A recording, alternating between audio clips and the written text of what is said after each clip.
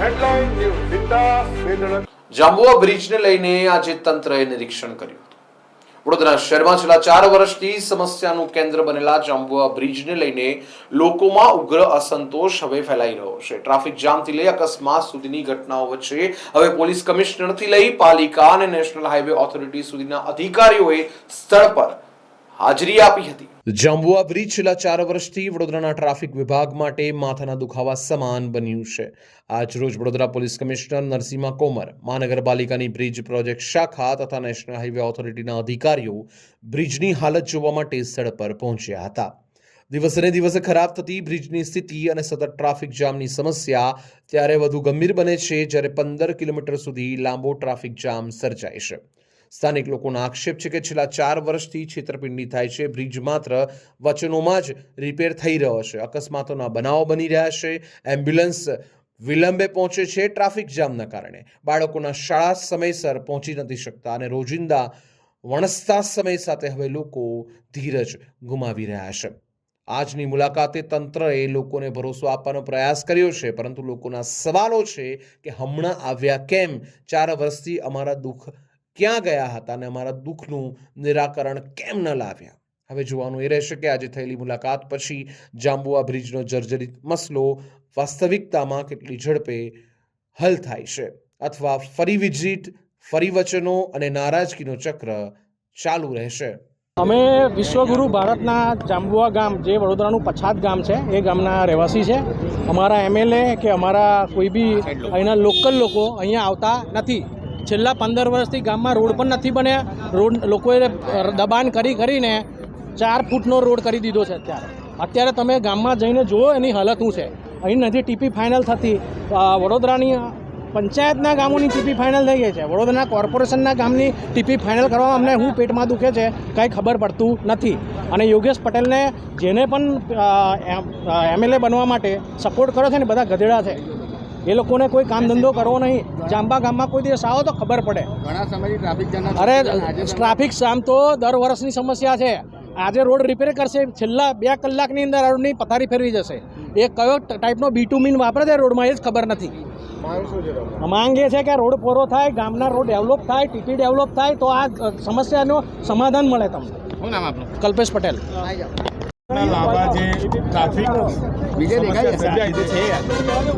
National highway number 48 જે મુંબઈથી અમદાવાદ સુધી જાય છે. આ બિઝીએસ્ટ રોડ આખા દેશમાં ગણી શકાય. ઇકોનોમિક કોરિડોરના હિસ્સો હોવાના કારણે આ માર્ગ ઉપર નિરંતર ટ્રાફિક રહે છે. ખાસ કરીને multi axle vehicle, loaded vehicle ચાલતા હોય છે. અત્યારે આપણે વરસાદી માહોલમાં જાંબુઆ બ્રિજ ઉપર કેટલાક એન્જિનિયરિંગ પ્રશ્નો પણ આપણે નડતર છે. તો આજની તારીખે આપણે પોલીસ વિભાગ, નેશનલ હાઈવે ઓથોરિટીના એન્જિનિયરો, આરએમબી અને વીએમસીના એન્જિનિયરો, આપણે જે નેશનલ હાઈવે ઓથોરિટીના જે ટોઈંગ વ્હીકલ અને હાઈવે પેટ્રોલના જે ટીમ છે, એમના તમામ સાથે એક સંયુક્ત મુલાકાત આપણે લઈ રહ્યા છીએ.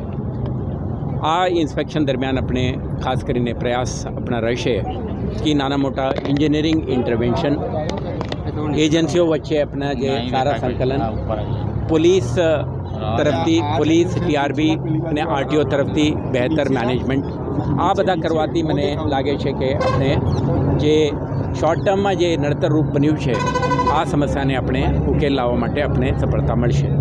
આજે આપણે ઇન્સ્પેક્શન કરી રહ્યા છીએ. સાથે સાથે ઇન્સ્પેક્શનના અંતે જે કરવાની થતી શોર્ટ ટર્મ એન્જિનિયરિંગ ઇન્ટરવેન્શન અને કોઓર્ડિનેશનના લગત મુદ્દાઓને આપણે ચર્ચા કરીશું. અને નેક્સ્ટ 2-3 મંથ્સમાં જ્યારે વરસાદી માહોલ છે, ત્યારે જે પ્રશ્ન ઉપસ્થિત થયું છે, આના નિરાકરણ માટે આપણે પ્રામાણિક પ્રયત્ન કરીશું. મને વિશ્વાસ છે કે સંલગ્ન તમામ વિભાગોના પ્રયાસથી એક પોઝિટિવ આઉટકમ આમાંથી મળશે. ટ્રાફિક દ્રષ્ટિએ કોઈ કે ભાઈ 4 વર્ષથી રજૂઆતો હતી, કેન્દ્રીય પરિવહન મંત્રીએ ઠપકો આપ્યા બાદ તમે આવ્યા છો, અત્યાર સુધી કંઈ ક્યાં હતા એવું પૂછે છે? એવું કંઈ નથી કે કેન્દ્રીય મંત્રીએ ઠપકો આપ્યો. અત્યારે કમિશનર સાહેબ અમને બોલાયા હતા કે એક વખત વિઝિટ કરી લઈએ કે સિચ્યુએશન શું છે. અત્યારે મીડિયામાં આટલું બધું આવે છે, તો એનો જોવા માટે કોઈ સ્થાનિક વિઝિટ કરી લે. અનેકો વખત રજૂઆતો છે, અનેકો વખત રજૂઆત કરી. 4 વર્ષમાં આટલી રજૂઆતો છે. સાંસદથી લઈને પૂર્વ સાંસદથી લઈને ધારાસભ્યએ પણ રજૂઆતો કરી છે, તેમ છતાં પણ એ સ્થિતિ યથાવત જોવા મળી રહી છે. હવે જ્યારે ઠપકો મળે ત્યારે તમે અહીંને ઊભા છો એવું કહી રહ્યા આક્ષેપો કરી રહ્યા છે. અને એ વસ્તુ ખોટી છે કે ભાઈ એ લોકોને કેવા ઉપરથી તમે અત્યાર સુધી શું કામગીરી કરી? નહીં, અમારે કામગીરી તો ઓવરલે અમે કરી લીધો હતો. એમ શું કહેવાય એના બોટલને કરતાં ક્લિયર થઈ ગયા હતા, પણ એમાં કંઈ એવો કંઈ વાંધો નથી કે ભાઈ એના લીધે. અને આ કેટલા ટાઈમથી આ ઓવરલે પણ કરી દીધો. 2 વખત ઓવરલે કર્યો હતો અમે લોકોએ. તમને વાઇડનિંગની વાતો તમે કરી રહ્યા છો. વાઇડનિંગ ઓલરેડી ચાલે છે કામ, એના પણ એવો ચાલે છે, પણ આ તો 4 વર્ષથી તમે તમારી રીતે શું સક્રિય કામગીરી કરી છે? વાઇડનિંગનું અને તમે કામગીરી કરી છે તો પ્રજા કેમ રોષે ભરાઈ છે? નહીં, વાઇડનિંગનું કામ તો ચાલે જ છે સાયમલ્ટેનિયસલી બાજુમાં, પણ એને બનતા વાર લાગે ને. કોઈ પણ કન્સ્ટ્રક્શન ફ્લાયઓવર બનતા પણ 1 વર્ષ લાગે ને. તમારું નામ જોયું, તમે શું કામ કરો છો? હું પરેશ સોલંકી છું, નેશનલ હાઈવેમાં સાઇટ એન્જિનિયર છું. સાઇટ એન્જિનિયર છું, તમે સાઇટ ઇન્સ્પેક્ટર ઇન્સ્પેક્ટ કરવા માટે કેટલી વાર આવ્યા? મારે તો ડેઈલી ફ્રિકવન્ટ હું વિઝિટ કરતો જઉં છું. 15 કિલોમીટર લાંબી કતાર લાગેલી છે, ટ્રાફિક જામના દ્રશ્યો સર્જાય છે. આટલું તો તમે ઓલરેડી પણ આ જે બ્રિજ પાસે, નેરો બ્રિજ પાસે ઓલરેડી એક તો 6 લેન ઓલરેડી મેન કેરેજ છે જ તે, પાછા 2 લેનનો એક સર્વિસ રોડ પણ અહીંયા, અને અહીંથી 200 મીટરનો જ છે આ ગેપ. તમને લાગે છે એનામાં કોઈ સમસ્યા છે એવું લાગે છે? સમસ્યા કોઈ નથી એમાં. એવું છે જો ટ્રાફિક ઓલરેડી ચાલે જ છે, મુવમેન્ટ થાય જ છે. એવું નથી કે મેં ઊભું રહી જાય ટ્રાફિક, પણ આ આગળ 2 લેન છે બ્રિજ, કોઈ નથી, તમે એવું માનો છો? સામે 2 લેન બ્રિજ છે, અને આગળથી ઓલરેડી 6 લેન મેન કેરેજ આવે છે, અને 2 લેન આપણે સર્વિસ રોડ આવે છે. લેન થઈ આપણે ટોટલ 5 લેન થઈ. 5 લેનનો ટ્રાફિક એ 2 લેનમાં ડાયવર્ટ થાય તો બ્રિજ ને બામણગામ બધે ગાડી આ જ વસ્તુ સર્જાય છે. તમે કહી રહ્યા છો આ તો કઈ સમસ્યા નથી એવું કહી રહ્યા છો તમે? નહીં, આ પ્રજા જે કહી રહી છે તો આ પ્રજા એની જો એનું નિવારણ ઓલરેડી આપણે વાઇડનિંગ માટેનું ઓવરબ્રિજનું કામ ચાલે જ છે. અચ્છા, વાઇડનિંગનું કામ તો હા. ચાલુ છે, હા. પણ તેમ છતાં પણ હવે 4 વર્ષથી એના પછી તમે અત્યારે વાઇડનિંગનું કામ અત્યારે લીધું તમે. વાઇડનિંગ એનો ટેન્ડર પ્રોસેસ હોય, ટેન્ડર પ્રોસેસ પછી એવોર્ડ થયો, પછી એનો પણ હાલ તમે ઇન્સ્પેક્ટ કરવા આવ્યા હશો તો તમે રિપોર્ટ તો સબમિટ કર્યો હશે અમે ને કે રિપોર્ટ અહીંયા હાલાકી થાય છે લોકોને? ઓલરેડી રિપોર્ટ સબમિટ કરેલા જ છે. 5 જેટલી એમ્બ્યુલન્સો તો અહીંયા છે, લોકોના જીવ ટાળવે ચોટેલા હતા, અને તમે અત્યારે કહી રહ્યા છો આની કોઈ સમસ્યા નથી.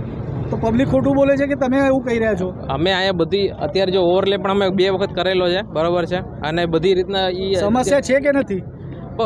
2 લેનની સમસ્યા એટલે અમે તો વાઇડનિંગનું કામ કયા ગ્રેડનો વાપરો છો? એ નહીં, ગ્રેડ 2 નું જ છે બીટીયુમિન. તો સારો વાપરો ને તો છૂટે ના ને. એ અમે બધા શું નામ તમારું?